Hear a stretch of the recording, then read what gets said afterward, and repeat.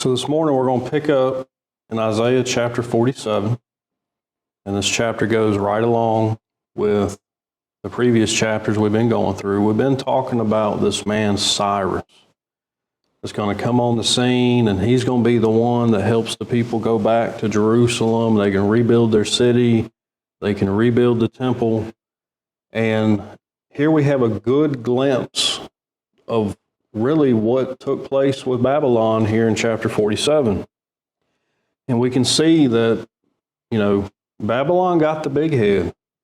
And I have up here the arrogance of the Babylonians was driving them towards their downfall. And we're going to touch on that when we get a little further into the chapter. We're going to actually reference over to the book of Daniel, and we're going to see some of this arrogance. And we have Babylon here. God planned to eliminate the powerful kingdom of Babylon, similar to how he dealt with Assyria. And you may ask the question, well, why would he want to do anything to Babylon? Or why did he do anything to Assyria? And if you remember all of our studies on Assyria, they were used as a tool to come down and place judgment on Israel. And when they did that, they did it in an evil, cruel way to where God was not happy with their behavior. So Assyria lost their power and control. Babylon, the people of Israel, were told, you know what? You're not listening. You're not following God's rules. You're going after the other nations. So guess what? You're going to be punished. And Babylon was used as a tool to do that punishment. The people were led into exile for 70 years. But the thing is that during that 70 years, the Babylonians, they were cruel and evil. They treated the people horrible. They killed and they murdered the people. They tortured the people. They used them as their personal slaves, and God was not happy. And the ultimate lesson that we're learning here is, it doesn't matter who you are or where you are, God will not tolerate sinful behavior, and sin will not go unpunished. So this is the mindset as we go in to chapter 47. So we've talked a lot about Babylon when we went through the book of Daniel. Babylon, major powerhouse in the Near East, known for their wealth and their influence over the other nations. These guys were going in and they were taking over territory and building upon what they already had. We have prophecies about the judgment of Babylon. And basically it all comes down to the pride and the idolatry and the fact that they wanted nothing to do with God's authority. And then we have Isaiah 47 that we're getting ready to look at, emphasizing the pride and the reliance on their idols, the drawing attention to their moral failures that basically led to their downfall. And this is what Isaiah is now talking about here in chapter 47. So, as we get into the scriptures, we can see, starting in verse 1, it says, "Come down and sit in the dust, O virgin daughter of Babylon, sit on the ground. There is no throne, O daughter of the Chaldeans, for thou shalt no more be called tender and delicate." So let's think about that. So Babylon was actually a city on the desert in Shinar. So it was a city built on the dust and the sands anyway. And then here we have this symbol being used of a virgin daughter of Babylon. O daughter of the Chaldeans. Now, if you remember correctly, the Chaldeans were the wise men of the Babylonians. These were the guys that Nebuchadnezzar relied on their knowledge and wisdom. These were part of the Babylonian Empire. These folks were. O daughter of the Chaldeans, for thou shalt no more be called tender and delicate. In other words, Isaiah is painting a picture here of this once glorious queen of a nation is no longer going to be that beautiful, desired after, sought after place. It's going to be destroyed. They're going to be humiliated. So when we look at this, and we look at verse 2, it goes on to say, take the millstones and grind meal, uncover thy locks, make bare the leg, uncover the thigh, pass over the rivers. So let's dive a little deeper here. So when we look at the symbolism being used here when talking about Babylon, so it's symbolized by a distressed woman sitting on the ground, grinding at a hand mill, signifying her humiliation and misery. So when you look back during this time frame and you read about those who were given the task of the hand mill, the grinding on the hand mill, this was a job that, this was given to the slaves. This was a job that nobody wanted. This was a hard job. And here we have almighty Babylon, of all things, being symbolized as this distressed woman who's humiliated now and in misery, and of all things, grinding at a hand mill in verse 2.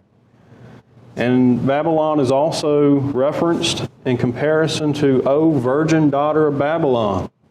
So when you think about a virgin daughter, you're thinking about your own daughter. You're thinking about somebody that's protected by her father and her brothers. But yet here Isaiah is saying, O virgin daughter of Babylon, sit on the ground. There is no throne.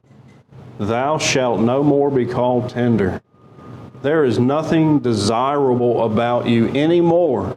And all of this is because of your behavior and how you handled yourselves when Israel came in to exile. So Isaiah portrays a situation of complete disgrace when it comes to Babylon.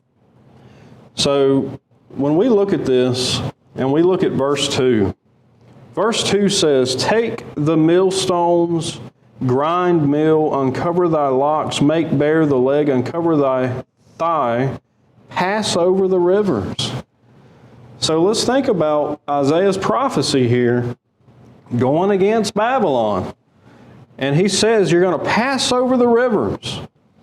Well, we can read in the book of Daniel that the almighty Babylon was actually taken over by the Medes and the Persians. Cyrus, the mighty Persian, and Darius, the mighty Mede. And they were taken over. So when we read the prophecy of you're going to pass over the rivers, well, you got to think about where the Persians and the Medes were located and the fact that they came in and conquered and overtook. Passing over the rivers is a warning to the Babylonians that they were going to go into exile. They were going to be taken over. They were going to be punished for their sins. So, Isaiah goes on to say, thy nakedness shall be uncovered. Yea, thy shame shall be seen. I will take vengeance, and I will not meet thee as a man. So Isaiah is warning them, God's going to take vengeance on how you behaved and treated the children of Israel when they came into your land to be punished. He's going to take vengeance, and he will not meet thee as a man. So, when you think about God and his characteristics of being just and loving and honest, if God didn't punish them for their wicked behavior, that would go against all of what God is. So God is going to punish the Babylonians, just like he punished the Assyrians, just like he's punished the Romans in the first century for how they behaved. This is God's nature. Sin will not go unnoticed to God and unpunished to God. So I would like us to turn in our Bibles, and let's look at a couple verses here. Let's go to the book of Romans real quick. In the book of Romans, chapter 12, and let's look around verse 19.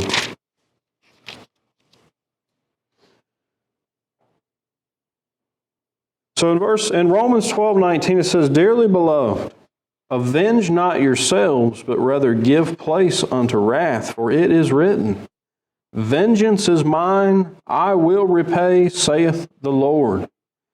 So when it comes to sin, and when it comes to the vengeance that Isaiah is talking about and the vengeance that Paul is writing about, at the end of the day, it's going to be God taking the vengeance. It's going to be God making the judgment for how everybody on this earth has behaved. God's going to make the judgment on that.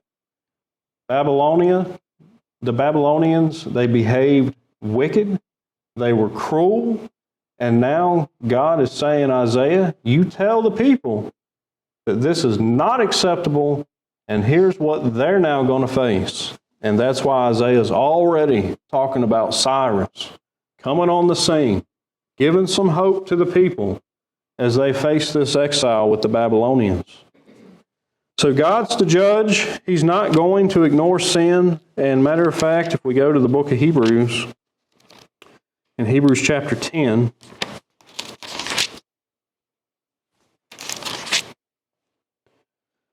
in verse 30, it says, For we know him that hath said, Vengeance belongeth unto me, I will recompense, saith the Lord. And again, the Lord shall judge his people. It is a fearful thing to fall into the hands of the living God. The Babylonians wanted nothing to do with God's authority and what God expected. They took it into their own hands. They were prideful, they were arrogant, and now they're facing the judgment themselves. They're now the ones being punished. So Isaiah starts the chapter off by throwing all this up front. God's taking the vengeance. In verse 4 it says, As for our Redeemer, the Lord of hosts, His name, the Holy One of Israel. Verse 4 shows us the source of the vengeance. In verse 4, all those that are wicked are going to answer to God. The Lord of hosts is His name, the Holy One of Israel. Isaiah is basically painting the picture that there is only the one God. None of these false idols that the Babylonians have created, that the children of Israel, that they went after and they started dabbling into these idols, just like in chapter 46. Isaiah is saying there's only one Lord. He's the Holy One of Israel. He's the one taking vengeance. And then he goes on to say in verse 5, Sit thou silent and get thee into darkness, O daughter of the Chaldeans, for thou shalt no more be called the Lady of Kingdoms. So here we go. Again, God allowed the Babylonians to come in and take the people so that they could be punished and suffer the consequences for their actions. And here we have, O daughter of the Chaldeans, we're talking about Babylon still, thou shalt no more be called the Lady of Kingdoms. I was wroth with my people, I have polluted my inheritance and given them into thine hand. Thou didst show them no mercy. Upon the ancient hast thou very heavily laid thy yoke. And thou sayest, I shall be a lady forever. So that thou didst not lay these things to thy heart, neither didst thou remember the latter end of it. So now we're getting into the meat of the issue here with the Babylonians. Look at some of these things that they were guilty of. Thou didst show no mercy on the people when they came in to exile in your land. You had no mercy on them. Not only did you not have mercy, but you went around saying, I shall be a lady forever. In other words, nothing can stand up against Almighty Babylon. We will be here forever. Arrogance and pride, ego, they got the big head, and that was part of their downfall. So when we think about Babylon, and we think about the arrogance and the pride that they had, I'm going to go ahead and turn to the book of Daniel because we're going to look at a few different verses here. But I've got on the screen, I've got Daniel chapter 2 already on the screen. In Daniel chapter 2, verse 36, it says, This is the dream, and we will tell the interpretation thereof before the king. Thou, O king, art a king of kings, for the God of heaven hath given thee a kingdom, power, strength, and glory. So Babylon was chosen to be the tool to put forth the judgment on the people. But Babylon couldn't handle this authority. They couldn't handle this being the powerhouse and having the people of Israel come in. It really went to their head, and they really took it to the extreme to where it was their own downfall. So, when we're thinking about the Babylonians, and we're looking here in chapter 2. So, in chapter 2, verse 1 and 2, we have, and in the second year of the reign of Nebuchadnezzar dreamed dreams wherewith his spirit was troubled, and his sleep brake from him. The king commanded to call the magicians and the astrologers and the sorcerers and the Chaldeans, for to show the king his dreams. So they came and stood before the king.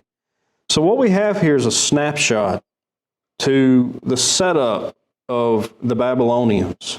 They put all their faith into these men that called themselves magicians and astrologers and sorcerers, and they put all their faith into the wisdom of the Chaldeans. And that's where they went wrong. These magicians and astrologers and sorcerers and Chaldeans, through the imaginations of these folks, all these idols started coming up. All these multiple gods they started to worship and put their faith in. But one of the things we will realize is that when Nebuchadnezzar in chapter 2, and also in chapter 3, when he went to these so-called wise men to tell him what this dream meant, they couldn't do it. They had no power. They needed the king to tell them all the details that he dreamed about. But he didn't want to do that because he wanted to make sure he got an honest interpretation of what this dream meant. Well, he found out real quick that these men had no power to do that, and then that's when Daniel come on the scene. And Daniel basically told him, look, the God of heaven, he has the power to do this. And Daniel indeed showed him the power that the God of heaven had. So even though Nebuchadnezzar was able to see these signs from Daniel of how there is the one true God in heaven that can do the miraculous things, he still had arrogance and pride as he looked around at the kingdom. And we go to chapter 4, starting in verse 28, and we see here it says, all this came upon the king Nebuchadnezzar. At the end of the 12 months he walked in the palace of the kingdom of Babylon. The king spake and said, is not this great Babylon that I have built for the house of the kingdom by the might of my power and for the honor of my majesty?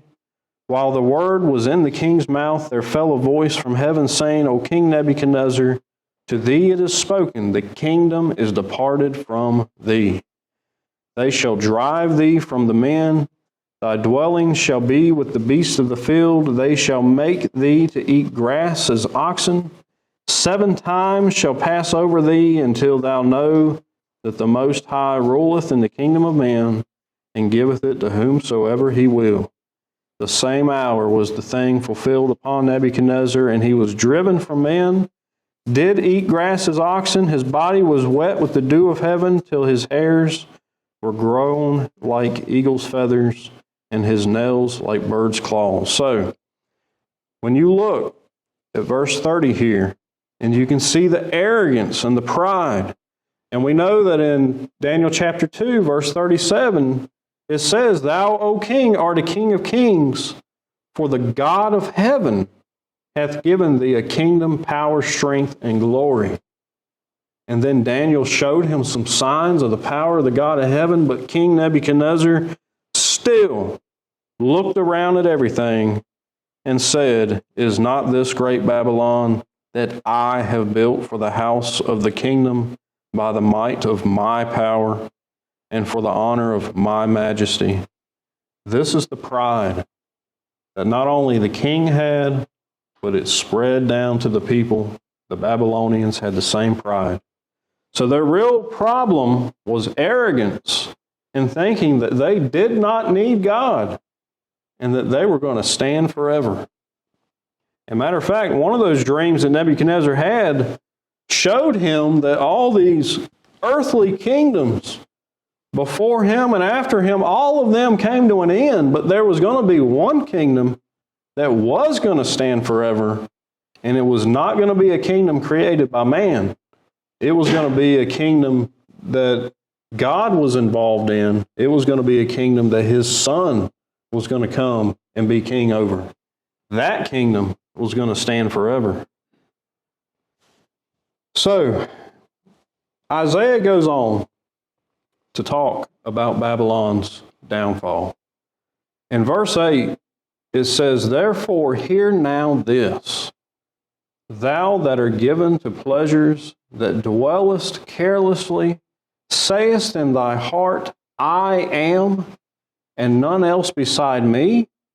I shall not sit as a widow, neither shall I know the loss of children." So again, this is the pride. This is the Babylonians sitting around in all their luxury and wealth. And they're all basically saying, there's nobody more powerful than us. The king is basically saying, just like we read in Daniel chapter 4, he's saying, by my might, my power, for my honor, my majesty. They got to the point to where they thought they were the supreme rulers. But here we have Isaiah reminding them of these comments. In verse 9 it says, "But these two things shall come to thee in a moment, in one day. The loss of the children that you said, that you know no loss of children. Widowhood, they shall come upon thee in their perfection for the multitude of thy sorceries and the great abundance of thy enchantments." Remember, we read in chapter 2, Babylon put all their faith into the sorcerers, the astrologers, the magicians, and the Chaldeans. They put all their faith into these men, and then had enough nerve to say that they could be called the I am, that they would have in their minds that they are the almighty, supreme power on this earth. They really thought of themselves as an equal to God. And that's why they didn't take God serious. They thought that they had the power. In verse 10 it says, "For thou hast trusted in thy wickedness. Thou hast said, none seeth me. Thy wisdom and thy knowledge, it hath perverted thee. Thou hast said in thine heart, I am, and none else beside me. I am." So, these are some of the sins that's being revealed on Babylon's arrogance and pride. And matter of fact, if we could, let's turn to the book of Exodus. So it says in verse 10, "Thou hast said in thine heart, I am, and none else beside me." So let's turn to Exodus chapter 3. Exodus chapter 3, starting in verse 13. We're going to learn about I am. "And Moses said unto God, Behold, when I come unto the children of Israel, and shall say unto them, The God of your fathers has sent me unto you, and they shall say to me, Well, what is his name? What shall I say unto them?" And in verse 14, "And God said unto Moses, I am that I am. And he said, Thus shalt thou say unto the children of Israel, I am has sent me unto you." And here we have Isaiah telling and warning the Babylonians for what they're in store for. He's telling the children of Israel what's going to happen to this cruel captor that took them. And one of the things that the Babylonians were saying is, in thine heart, they were saying, I am, and none else beside me, which goes right along with what Nebuchadnezzar was boasting about when he walked around his palace. He was saying, to sum it all up, Nebuchadnezzar was saying, I am, and there's nobody else besides me as powerful as I am. That kind of pride is what ruined Babylon. So when we look here and we see in verse 8, it says, they're saying, I shall not sit as a widow, neither shall I know the loss of children. So when you think about being a widow and the loss of children, and you're back in this time period, that was a big deal. The loss of children and being a widow means that that woman had no protection. Old Lady Babylon. He's already started the chapter off by telling them, you're going to be like a woman in misery sitting in the dust.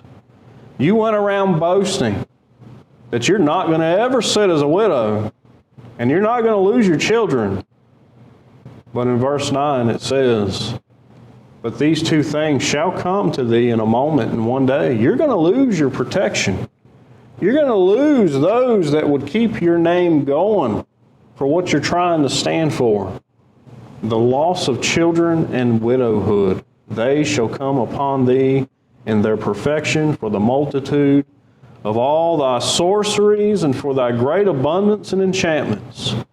All your material, all your pride, you're going to definitely lose your protection, Babylon. You will lose your children. You will be as a widow in misery. Verse 11 says, therefore shall evil come upon thee. Thou shalt not know from whence it riseth.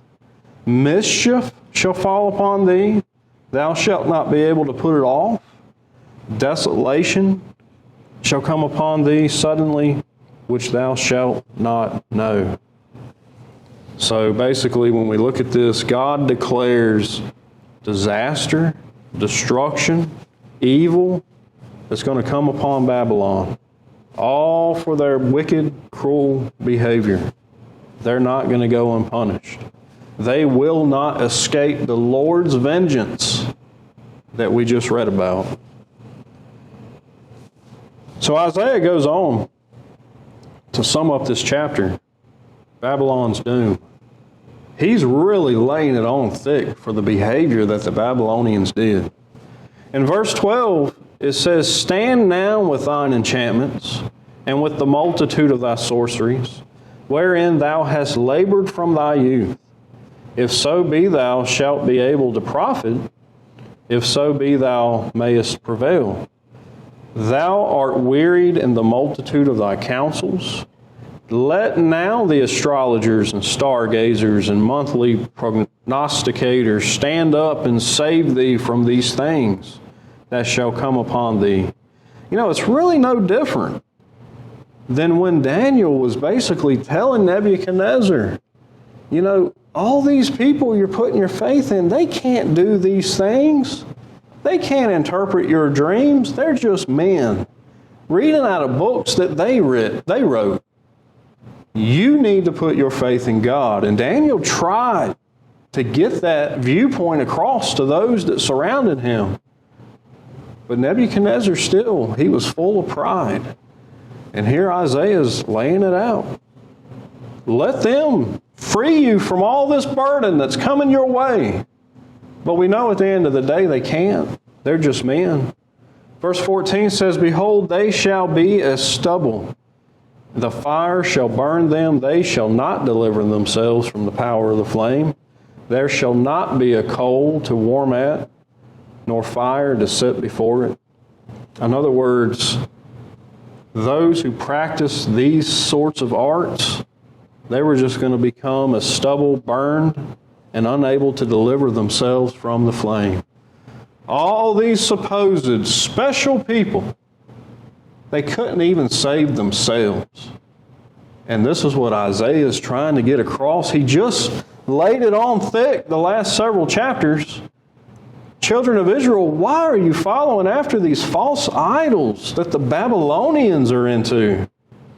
They can't deliver you. They can't do anything. And these men in Babylonia, they can't even save themselves. And in verse 15 it says, thus shall they be unto thee with whom thou hast labored, even thy merchants from thy youth. They shall wander every one to his quarter. None shall save thee. Babylon had nobody within it to save them. Why? Because they neglected God, they refused His rules and authority, and they thought that they were wise, that they had all the knowledge to save themselves, when really we know that's not the case. We won't go there, but Paul even taught on this in the New Testament. The wisdom of men is nothing compared to the wisdom of God. The wisdom of man is going to get you in trouble. So as we look at this chapter, Babylon is going to be in the decline. The consequences of pride, Babylon's collapse, demonstrates the severe consequences of overconfidence and rebellion against God's rules.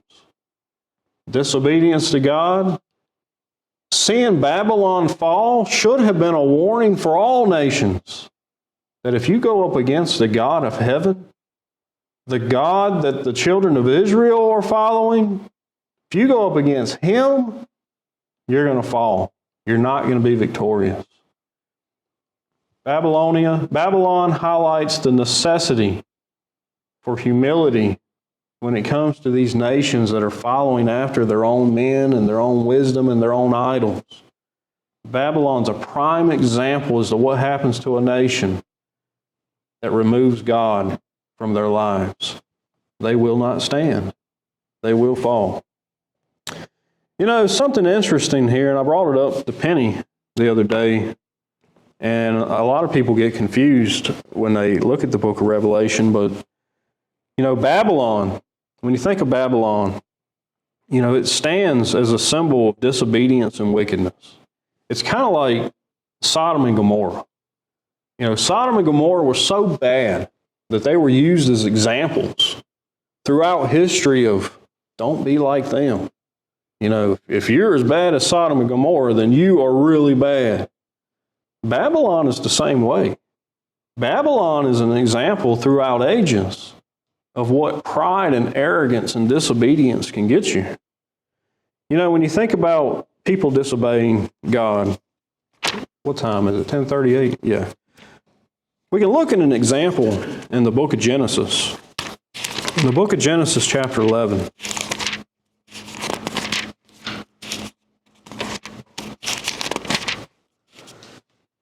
In Genesis chapter 11, we have an event that took place, the Tower of Babel. And we can see that when men start coming together and they start trying to be wiser or think of themselves wiser than God, we see that it never works out for them. So would anyone be interested in reading the first 9 verses of Genesis chapter 11? Okay. The whole earth was of one language and of one speech, and it came to pass as they journeyed from the east, they found a plain in the land of Shinar, and they dwelt there. And they said one to another, Go to, let us make brick and burn them thoroughly. And they had brick for stone, and slime had they for mortar. And they said, Go to, let us build us a city and a tower, whose top may reach unto heaven. And let us make us a name, lest we be scattered abroad upon the face of the whole earth. And the Lord came down to see the city and the tower, which the children of men builded. And the Lord said, Behold, the people is one, and they have all one language, and this they begin to do. And now nothing will be restrained from them, which they have imagined to do. Go to, let us go down, and there confound their language, that they may not understand one another's speech.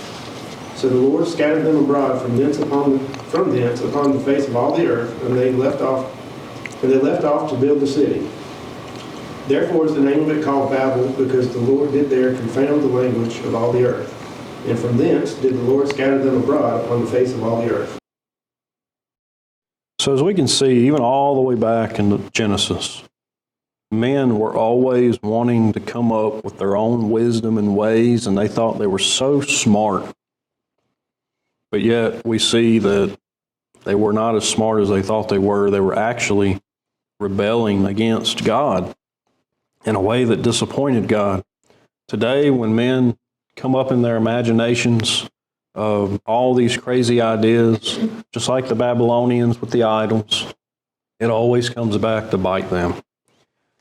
Man will never have a better way than what God has put in place. And when you look at the book of Revelation, we won't go through all verses, but in Revelation, Babylon is a figurative symbol for representing Rome. In the first century, Rome was that powerhouse that went around and they thought that they could conquer the world. They went around and they tortured and they killed those who were saying they were Christians. And they were the cruel, overbearing, dominant force of the first century. And in the book of Revelation, Babylon was used as that symbol. Here's yet again another powerhouse of the world that's on the scene, fighting against God and what God's trying to set in store for the people. So, Babylon, just like Sodom and Gomorrah, is an ongoing reminder of how sometimes we can get in our own heads and allow ourselves to be fully removed from God's protection and security. So Babylon learned the hard way, just like a lot of people today learn. You cannot win with sin. If you choose sin, you're going to lose. And that's what Babylon chose. They chose pride and arrogance, and they lost. Now, was Babylon destroyed because God hated Babylon and hated the people? No. They weren't destroyed because God hated them. They were destroyed for the decisions that they did. They chose. Nebuchadnezzar chose to walk around and basically say, the honor and glory is mine. I have the power and might. That's why they were destroyed. That's why they declined in their society. They didn't want anything to do with God, and they gave no glory to God. So, that's pretty much all I have for chapter 47. Yet another good message from Isaiah and how our attitudes could really cause us to either stay on the right path or cause us to really go down a path of decline, a downward spiral. So if there's no questions or comments, I'm going to say we can wrap class up on Isaiah chapter 47.